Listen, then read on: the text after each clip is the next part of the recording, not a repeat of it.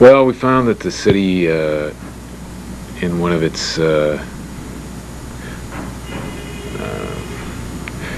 economic development approaches, has granted Domsey a $1.8 million tax-free municipal bond to purchase the building in which they are now located. So we have, sought help from the city. Of course, they say, well, we'll look into it and see that all the laws have been followed. But there's very little that they really can do. And, we'll continue to bring pressure on them. But, it's tax-exempt municipal bonds, tax exemptions for the Salvation Army, who are making a profit off of these clothes, or Goodwill Industries. It just, it boggles the mind. You don't realize, but the government is contributing materially to these exploiters. And yet when we go for redress of grievances to the National Labor Relations Board, it takes months, years. We've had a petition for an election on file since November of 1989. Right, here we are in July. We've really made very little progress towards the resolution of this by an election. And there are unfair labor practices against Domsey from their involvement with that racket union years ago. That have not been resolved. The workers are owed over $100,000 by that racket union and Domsey for illegally withholding union dues, and they cannot get that money. There is no way they're going to get that money for at least another year. Our lawyers have investigated. There are OSHA violations, there are EPA violations. These things are not being prosecuted. We put as much pressure as we can on these agencies, and they just say, we're investigating, but what they're really doing, I don't know. And what about the work release program? Yeah, that's another thing. It's against the law. It's clearly written in the New York City Code that the prisoners will not be sent to any place where there's a labor dispute. And yet they're being sent every day, and when we can complain to the corrections people, they say there's nothing they can do about it. I'm used to dealing with the system of production and trying to disrupt that. That's usually the primary means of winning a strike. If that doesn't succeed by itself, then you go into the secondary means, which is the curtailment of the distribution of the product. And we're well into that now. That may become the primary focus of the struggle.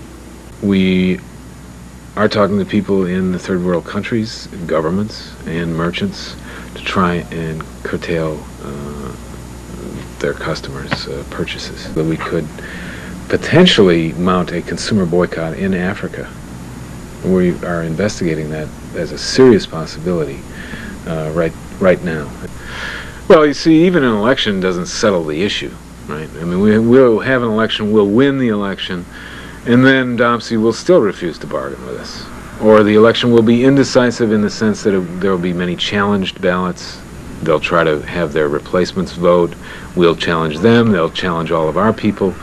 There'll have to be hearings held on that, and it'll be, it could be 6 months before that's resolved. But even if it were resolved that we have the legal right to represent the workers, that doesn't mean they're going to automatically sign a contract with us. The struggle is going to take months, no question about it, if not years. I won't conceal the fact this has been an extremely costly strike for the union.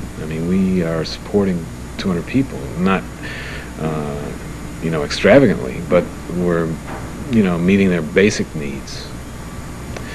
And we've been doing it for almost 6 months, and that's extremely costly. How long we can continue that kind of support is to be seen. We're certainly not going to walk away from this situation. We may have to find other ways, though, of accomplishing our objectives.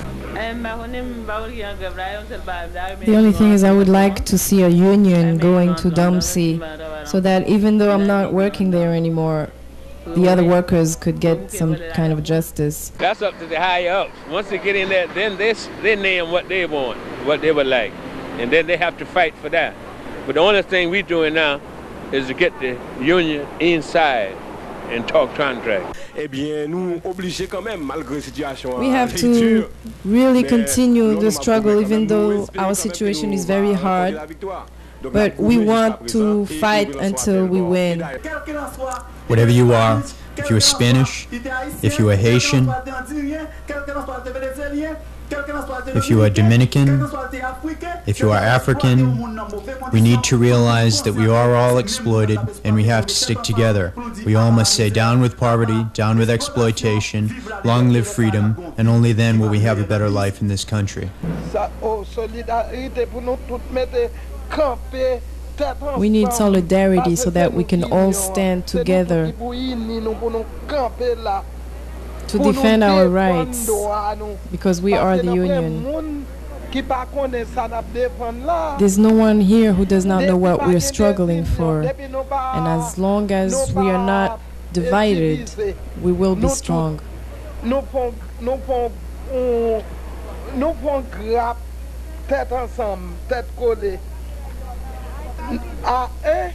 Alone we are weak, but together we are strong, and we can do whatever we want to realize. But alone we cannot realize this. Together we will realize what we're fighting for.